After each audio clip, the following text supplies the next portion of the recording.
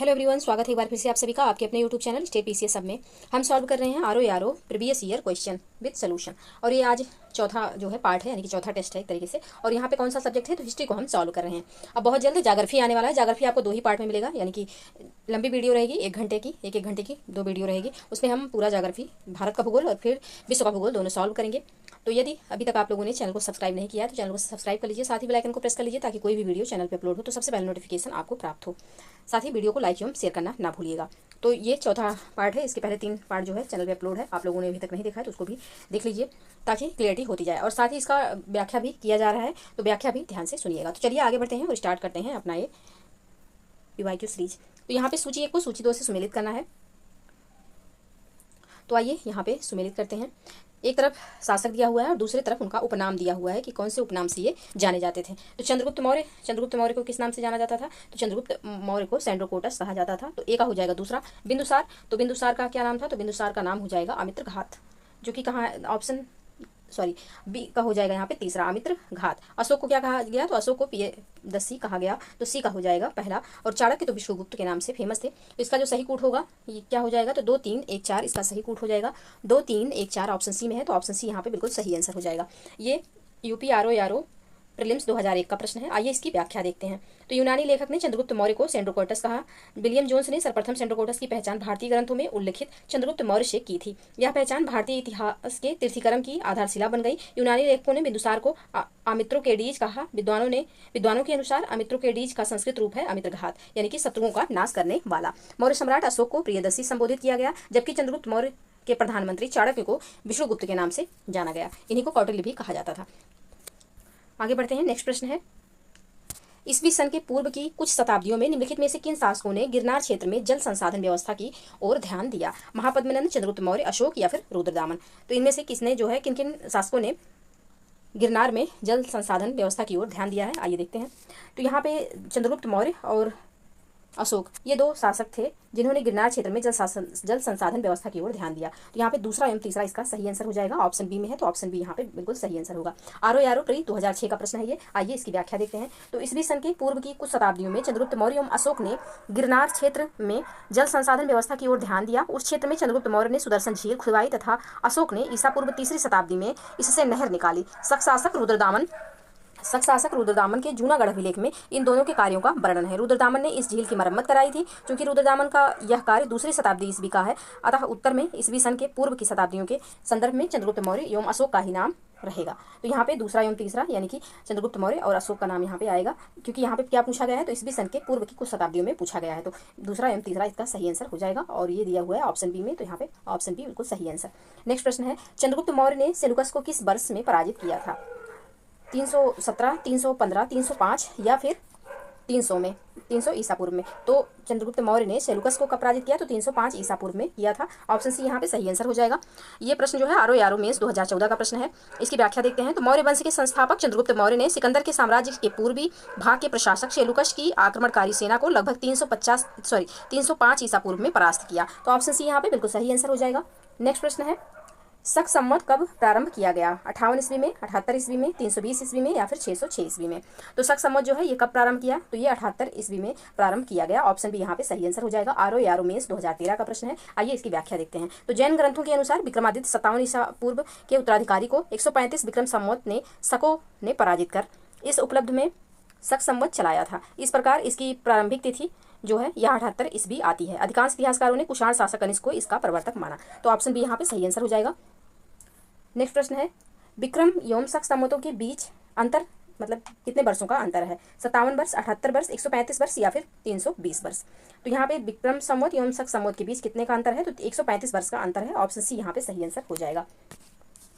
तो वर्तमान तिथि में एवं वर्ष के लिए वर्तमान में तिथि एवं वर्ष के लिए ग्रेगोरियन कैलेंडर का प्रयोग किया जाता है, जो कि विश्वव्यापी है। वर्तमान कैलेंडर से 57 जोड़ देने पर हमको विक्रम संवत प्राप्त होगा तथा 57 घटा देने पर शक संवत प्राप्त हो जाएगा। और इन दोनों विक्रम एवं शक संवतों के बीच का जो अंतर है कितना है, तो 135 वर्ष का है। ऑप्शन सी यहाँ पे सही आंसर हो जाएगा। आरओ प्रीलिम्स 2006 का ये प्रश्न है। नेक्स्ट प्रश्न है, निम्न में से किस वंश के साम्राज्य की सीमाएं भारत के बाहर तक फैली थी। गुप्त वंश, मौर्य वंश, कुषाण वंश या फिर उपयुक्त में से कोई नहीं। तो यहाँ पे इसका जो सही आंसर हो जाएगा या हो जाएगा बी एवं सी दोनों, यानी कि मौर्य वंश और कुषाण वंश दोनों की जो सीमाएं थी ये जो है भारत के बाहर तक इनकी सीमाएं फैली हुई थी। तो मौर्य साम्राज्य की सीमाएं अफगानिस्तान के पूर्वी हिस्से को शामिल करते हुए हिंदुकुश पर्वत तक फैली थी। इसके पश्चात जो है कुषाण जो वंश था उसकी भी साम्राज्य की सीमाएं भारतीय उपमहाद्वीप से बाहर तक विस्तृत थी। तो यहाँ पे बी एवं सी इसका दोनों आंसर हो जाएगा। नेक्स्ट प्रश्न है, निम्न राजवंशों में से सबसे पुराना राजवंश था चालुक्य, पल्लव, राष्ट्रकूट या फिर सातवाहन। तो इसमें से सबसे पुराना कौन सा राजवंश है, तो सातवाहन सबसे पुराना हो जाएगा। ऑप्शन डी यहाँ पे सही आंसर होगा। आरओ प्रीलिम्स 2001 का प्रश्न है, व्याख्या देखते हैं। तो सबसे पुराना राजवंश सातवाहन है। इस वंश के संस्थापक सिमुक का समय कुछ स्रोतों के अनुसार लगभग द्वितीय शताब्दी ईसा पूर्व माना जाता है। कुछ स्रोतों में इसे कण्व वंश के अंतिम शासक सुशर्मा का समकालीन माना जाता है। तो यहाँ पे जो है सातवाहन वंश का जो संस्थापक था कौन था, तो सिमुक था, सिमुक। और ये जो दिया हुआ है चारों ऑप्शन, इसमें से सबसे पुराना सातवाहन वंश है। ऑप्शन डी यहाँ पे सही आंसर हो जाएगा। नेक्स्ट प्रश्न है, निम्नलिखित शासकों में से किसके लिए एका ब्राह्मण प्रयुक्त हुआ है, पुष्यमित्र शुंग, खारवेल, गौतमीपुत्र सातकर्णी या फिर सुशर्मन। तो इसका जो सही आंसर हो जाएगा क्या होगा, तो इसका जो सही आंसर होगा यह हो जाएगा ऑप्शन सी। गौतमीपुत्र सातकर्णी को क्या कहा गया, तो एका ब्राह्मण कहा जाता था। ऑप्शन सी यहाँ पे बिल्कुल सही आंसर हो जाएगा। आरओ प्रीलिम्स 2016 का ये प्रश्न है, व्याख्या देखते हैं। तो सातवाहन शासक गौतमीपुत्र सातकर्णी को उसकी मां गौतमी बलसरी के नासिक अभिलेख में एका ब्राह्मण कहा गया है। नासिक अभिलेख याद रखिएगा, एका ब्राह्मण इनको कहाँ पे कहा गया है, तो नासिक अभिलेख में कहा गया है, जिसका तात्पर्य है अद्वितीय ब्राह्मण अथवा ब्राह्मणों का एकमात्र रक्षक। तो ऑप्शन सी यहाँ पे बिल्कुल सही आंसर हो जाएगा। नेक्स्ट प्रश्न है, आंध्र सातवाहन राजाओं की सबसे लंबी सूची किस पुराण में मिलती है। ऑप्शन नीचे है, देखते हैं। वायु पुराण, विष्णु पुराण, मत्स्य पुराण या फिर उपयुक्त में से कोई नहीं। तो यहाँ पे आंध्र सातवाहन राजाओं की सबसे लंबी सूची जो है यह किस पुराण में मिलती है, तो ये मिलती है मत्स्य पुराण में। ऑप्शन सी यहाँ पे बिल्कुल सही आंसर हो जाएगा। ऑप्शन सी, मत्स्य पुराण में जो है आंध्र सातवाहन राजाओं की सबसे लंबी सूची मिलती है। ये प्रश्न जो है उत्तराखंड आरओ 2006 मेंस का प्रश्न है। तो इसका व्याख्या देखते हैं। पुराणों में कुल 30 या 31 सातवाहन राजाओं के नाम मिलते हैं, जिनमें से सबसे लंबी नामों की सूची जो है 30 राजाओं की सूची यह मत्स्य पुराण में मिलती है। तो ऑप्शन सी बिल्कुल सही आंसर हो जाएगा। नेक्स्ट प्रश्न है, कथन कारण से संबंधित प्रश्न है। नीचे 2 वक्तव्य दिए गए हैं, जिनमें से एक को अभिकथन ए व दूसरे को कारण आर कहा गया है। अभिकथन ये है कि सातवाहन काल में संस्कृत के साथ प्राकृत और अन्य लोक भाषाओं का विकास हुआ। कारण क्या है कि सातवाहन राजाओं ने साहित्य रचना के लिए संस्कृत तथा अन्य लोक भाषाओं को अपनाया। नीचे देखिए कूट का प्रयोग करके सही उत्तर का यहाँ पे चयन करना है। तो यहाँ पे इसका जो सही आंसर हो जाएगा क्या हो जाएगा, तो ये हो जाएगा ऑप्शन ए, यानी कि कथन एवं कारण दोनों सही है और कारण जो है कथन की सही व्याख्या भी कर रहा है। तो ऑप्शन ए इसका बिल्कुल सही आंसर हो जाएगा। ये जो प्रश्न है यारो 2017 मेंस का प्रश्न है। आइए इसकी व्याख्या देखते हैं। तो सातवाहन नरेश स्वयं विद्वान, विद्या प्रेमी तथा विद्वानों के आश्रयदाता थे। हाल नामक राजा ने गाथा सप्तशती नामक प्राकृत भाषा में श्रृंगार रस प्रधान गीत काव्य की रचना की थी। राजा हाल के दरबार में गुणाढ़ तथा सर्वबर्मन जैसे उच्च कोटि के विद्वान निवास करते थे। गुणाढ़ ने बृहत कथा नामक ग्रंथ की रचना की। यह ग्रंथ पैशाची प्राकृत भाषा में लिखा गया था। सर्वबर्मन ने कातंत्र नामक संस्कृत व्याकरण की रचना की। कन्हेरी के एक अभिलेख से ज्ञात होता है कि एक सातवाहन रानी संस्कृत का प्रयोग करती थी। इस प्रकार स्पष्ट है कि सातवाहन युग में संस्कृत एवं प्राकृत भाषाओं का विकास हुआ तथा सातवाहन राजाओं ने साहित्य रचना के लिए संस्कृत तथा अन्य लोक भाषाओं को अपनाया था। तो यहाँ पे दोनों कथन सही है, व्याख्या भी कर रहा है। तो ऑप्शन ए इसका सही आंसर हो जाएगा। नेक्स्ट प्रश्न है, निम्नलिखित नगरों में से किसका उल्लेख कनिष्क के रबतक अभिलेख में नहीं है। श्रावस्ती, कौशाम्बी, पाटलिपुत्र या फिर चंपा। तो किसका अभिलेख जो है ये कनिष्क के रबतक अभिलेख में नहीं है। तो इसका जो सही आंसर हो जाएगा यह हो जाएगा ऑप्शन ए, श्रावस्ती का। अब याद रखिएगा रबतक अभिलेख किसका है, तो ये कनिष्क का अभिलेख है। अब ये प्रश्न जो है आरओ मेंस 2014 का प्रश्न है। अब इसकी व्याख्या देखते हैं। तो रबतक अभिलेख जो है यह अफगानिस्तान में मूर्ख कोटल रबतक अभिलेख जो है यह अफगानिस्तान में सुर्ख कोटल के निकट रबतक नामक स्थान से वर्ष 1993 में प्राप्त किए गए थे। ये ग्रीक लिपि तथा बैक्टीरियन भाषा में लिखे गए हैं। ये कुषाण वंश के शासक कनिष्क से संबंधित हैं। इस अभिलेख में 4 शहरों के नाम उल्लिखित हैं। 4 शहर इसमें उल्लिखित हैं। 4 शहरों के नाम है। 4 शहर इसमें उल्लिखित है। कौन कौन से, तो साकेत है, साकेत,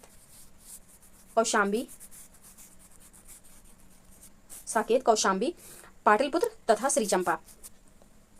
ये 4 शहर याद रखिएगा, साकेत, कौशाम्बी, पाटलिपुत्र और श्रीचंपा। जो रबतक कनिष्क का रबतक अभिलेख है इन 4 शहरों का इसमें उल्लेख है। तो ऑप्शन ए यहाँ पे सही आंसर हो जाएगा, क्योंकि पूछा गया है कि इसका उल्लेख नहीं है। तो श्रावस्ती का ना होकर के यहाँ पे साकेत का है। साकेत ध्यान में रखिएगा।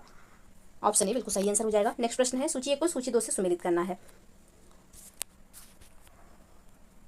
डेमेट्रियस, तो डेमेट्रियस जो है यह किस वंश से संबंधित था, तो ये संबंधित था जो है हिंद यूनानी। ए का हो जाएगा तीसरा। और रुद्रदामन, तो रुद्रदामन जो था यह किस वंश से संबंधित था, तो ये संबंधित था शक से। बी का हो जाएगा चौथा।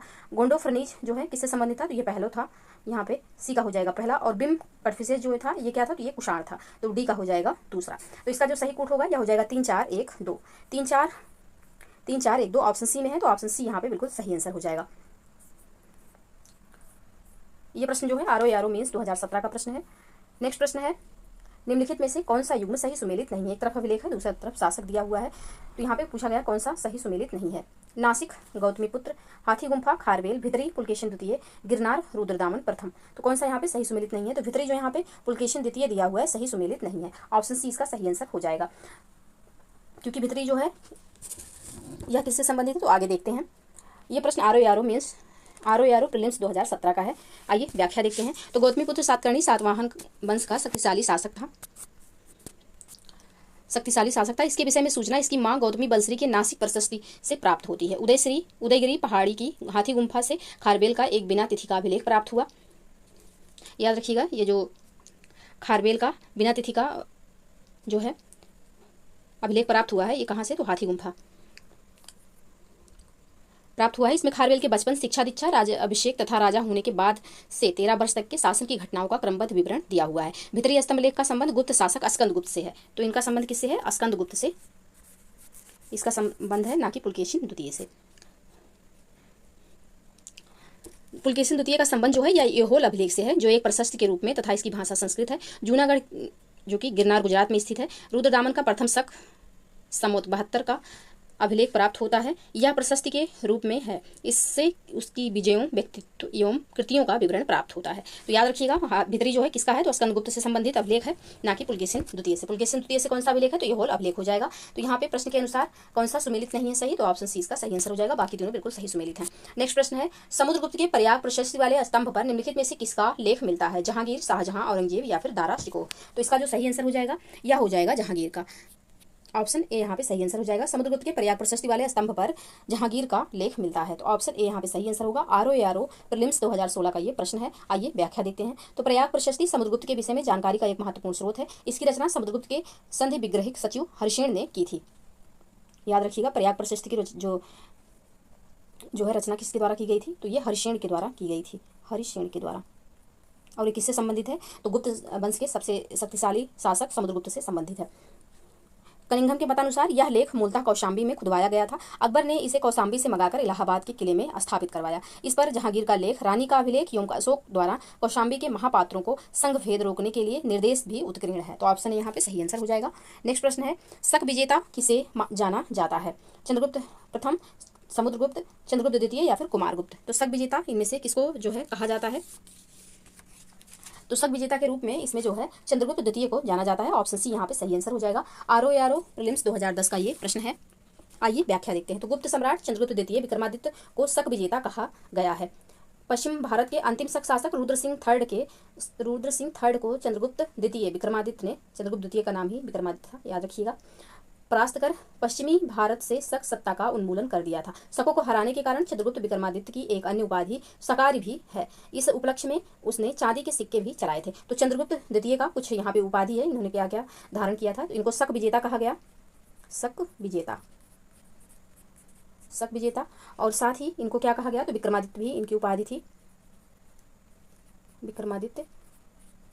और साथ ही शकों को पराजित करने के कारण इनको शकारी भी कहा गया, शकारी। इसको भी याद रखिएगा। ये जो उपाधियां हैं बहुत ज्यादा पूछा जाता है, तो इसको ध्यान में रखिएगा। तो ऑप्शन सी यहाँ पे बिल्कुल सही आंसर हो जाएगा। नेक्स्ट प्रश्न है, रजत सिक्के जारी करने वाला प्रथम गुप्त शासक था। चंद्रगुप्त प्रथम, समुद्रगुप्त, चंद्रगुप्त द्वितीय या फिर कुमारगुप्त। तो यहाँ पे इसका जो सही आंसर हो जाएगा यह हो जाएगा कि रजत सिक्के जारी करने वाला प्रथम जो शासक था यह चंद्रगुप्त द्वितीय था। ऑप्शन सी यहाँ पे सही आंसर हो जाएगा। RO मेंस 2010 का ये प्रश्न है। आइए व्याख्या देखते हैं। तो रजत सिक्के जारी करने वाला प्रथम गुप्त शासक चंद्रगुप्त द्वितीय, जिनको विक्रमादित्य भी कहा जाता है, ये थे, जिसको गुप्त काल में रुपयक कहा गया। यानी कि जो रजत सिक्के जारी किए गए इनका क्या नाम रखा गया था, तो रुपयक कहा गया था गुप्त काल में, रुपयक। चंद्रगुप्त द्वितीय ने शक मुद्राओं के ही अनुकरण पर रजत मुद्राओं को उत्कीर्ण करवाया था। तो ऑप्शन सी यहाँ पे बिल्कुल सही आंसर हो जाएगा। नेक्स्ट प्रश्न है, गुप्त स्वर्ण मुद्रा को कहा जाता था करशापण, दीनार, निष्क या फिर सुवर्ण। तो यहाँ पे जो है गुप्त कालीन जो स्वर्ण मुद्रा था उसको क्या कहा गया, तो उसको कहा गया दिनार। ऑप्शन बी यहाँ पे सही आंसर हो जाए। अभी हमने पढ़ा कि जो रजत मुद्रा होती थी उसे क्या कहा जाता था, तो रजत सिक्के जो जारी किए जाते थे उसे रुपये कहा जाता था, जबकि जो स्वर्ण मुद्रा या स्वर्ण सिक्के होते थे उसे दिनार कहा जाता था। दोनों को याद रखिएगा, दोनों गुप्तकाल के जो सिक्के थे उनका नामकरण अलग अलग था, यानी कि स्वर्ण जो थे उनको दिनार और चांदी के जो थे उनको रुपये कहा गया। तो यहाँ पे ऑप्शन बी इसका सही आंसर हो जाएगा। ये आरओ मेंस 2017 का प्रश्न है। आइए व्याख्या देखते हैं। तो गुप्त काल में स्वर्ण मुद्रा को दिनार कहा जाता था। रजत सिक्कों को गुप्त काल में रुपया कहा जाता था। रजत सिक्के जारी करने वाला प्रथम गुप्त शासक चंद्रगुप्त द्वितीय विक्रमादित्य था, जिसको हमने ऊपर भी सॉल्व किया। तो ऑप्शन बी यहाँ पे सही आंसर हो जाएगा। नेक्स्ट प्रश्न है, मंदसौर प्रशस्ति किस शासक की उपलब्धियों का विवरण प्रस्तुत करता है? स्कंदगुप्त, चंद्रगुप्त द्वितीय, रामगुप्त, कुमारगुप्त। तो यहाँ पे मंदसौर प्रशस्ति किस शासक की उपलब्धियों का विवरण प्रस्तुत करता है? तो ये विवरण प्रस्तुत करता है कुमारगुप्त प्रथम का। ऑप्शन डी यहाँ पे सही आंसर हो जाएगा। कुमारगुप्त जिन्होंने नालंदा विश्वविद्यालय की स्थापना भी करवाई थी। तो ऑप्शन डी यहाँ पे सही आंसर हो जाएगा। अब ये जो है आरओ मेंस 2021 का प्रश्न है, ये लेटेस्ट प्रश्न है और आइए इसकी व्याख्या देखते हैं। तो कुमारगुप्त प्रथम का समकालीन वत्स भट्ट एक स्थानीय कवि था। उसने मालवा में मंदसौर प्रशस्ति की रचना की थी। मंदसौर प्रशस्ति कुमारगुप्त प्रथम की उपलब्धियों का विवरण प्रस्तुत करती है। इस प्रशस्ति में तंतुवाय श्रेणी संगठन का वर्णन किया गया है। वहीं साथ ही सूर्य मंदिर के वर्णन से उस नगर में प्रचलित सूर्योपासना की धार्मिक भावना को तथा मालवा में प्रचलित शिखर युक्त प्राचीन मंदिरों की वास्तुगत विशेषताओं का भी निरूपण किया गया है। तो ऑप्शन डी यहाँ पे सही आंसर हो जाएगा। मंदसौर प्रशस्ति किस शासक से संबंधित है? तो कुमारगुप्त प्रथम से संबंधित है। ऑप्शन डी बिल्कुल सही आंसर हो जाएगा। चंद्रगुप्त द्वितीय को ही विक्रमादित्य कहा जाता है, सकारी भी कहा जाता है और शक विजेता भी कहा गया चंद्रगुप्त द्वितीय को। तो इस प्रश्न का सही आंसर ऑप्शन डी हो जाएगा। चलिए आगे बढ़ते हैं। नेक्स्ट प्रश्न है, तीसरी शताब्दी में वारंगल प्रसिद्ध था। तांबे के बर्तनों के लिए, आभूषण, स्वर्ण आभूषणों के लिए, लोहे के यंत्र उपकरणों हेतु, हाथी दांत के काम हेतु। तो तीसरी शताब्दी में वारंगल किस लिए प्रसिद्ध था? तो ये प्रसिद्ध था लोहे के यंत्रों और उपकरणों के लिए। ऑप्शन सी यहाँ पे बिल्कुल सही आंसर हो जाएगा। ये आरओ प्री 2001 का प्रश्न है। आइए व्याख्या देखते हैं। तो तीसरी शताब्दी में वारंगल लोहे के यंत्रों उपकरणों हेतु प्रसिद्ध था। वारंगल में अगरिया लोग बड़ी संख्या में रहते थे। लोहे के यंत्र एवं उपकरण बनाना अगरिया लोगों का परंपरागत व्यवसाय था। तो लोहे के यंत्र और उपकरण तीसरी शताब्दी में वारंगल में कौन बनाते थे? इसको भी याद रखिएगा, कौन बनाते थे? तो अगरिया लोग। अगरिया एक समुदाय था जो लोहे के यंत्र और उपकरण बनाता था। अगरिया याद रखिएगा इसको भी। तो ऑप्शन सी यहाँ पे सही आंसर हो जाएगा। नेक्स्ट प्रश्न है, यहाँ पे योग के आविष्कारक थे आर्यभट्ट, चरक, पतंजलि या फिर रामदेव। तो यहाँ पे योग के जो आविष्कारक थे कौन थे? तो ये थे पतंजलि जी। ऑप्शन सी यहाँ पे सही आंसर हो जाएगा। ये आरओ प्रीलिम्स 2007 का प्रश्न है। इसकी व्याख्या देखते हैं। तो महर्षि पतंजलि को योग दर्शन का प्रतिस्थापक आचार्य माना जाता है। यद्यपि भारतीय परंपरा में योग साधना का इतिहास अत्यंत प्राचीन है। उपनिषद, महाभारत, भगवद गीता, जैन और बौद्ध मतों से योग संबंधी क्रियाओं का विवेचन प्राप्त होता है, किंतु सर्वप्रथम महर्षि पतंजलि ने ही सुसंबद्ध दार्शनिक सिद्धांत के रूप में योग का विवेचन दिया, इसलिए इन्हें योग दर्शन का प्रणेता कहा जाता है। तो ऑप्शन सी यहाँ पे बिल्कुल सही आंसर हो जाएगा। तो ये रहे 20 प्रश्न जिनको हमने सॉल्व किया। आप लोग कमेंट सेक्शन में जरूर बताइएगा कि आपको वीडियो यूजफुल लग रही है या नहीं, और वीडियो को लाइक एवं शेयर जरूर कर दीजिएगा। चैनल पे नए हैं तो चैनल को प्लीज सब्सक्राइब कर लीजिए, ताकि कोई भी वीडियो चैनल पे अपलोड हो तो सबसे पहले नोटिफिकेशन आपको प्राप्त हो। तो चलिए आज के लिए बस इतना ही, मिलते हैं नेक्स्ट वीडियो में। तब तक के लिए आप लोग पढ़ते रहिए, स्वस्थ रहिए। जय हिंद, जय भारत।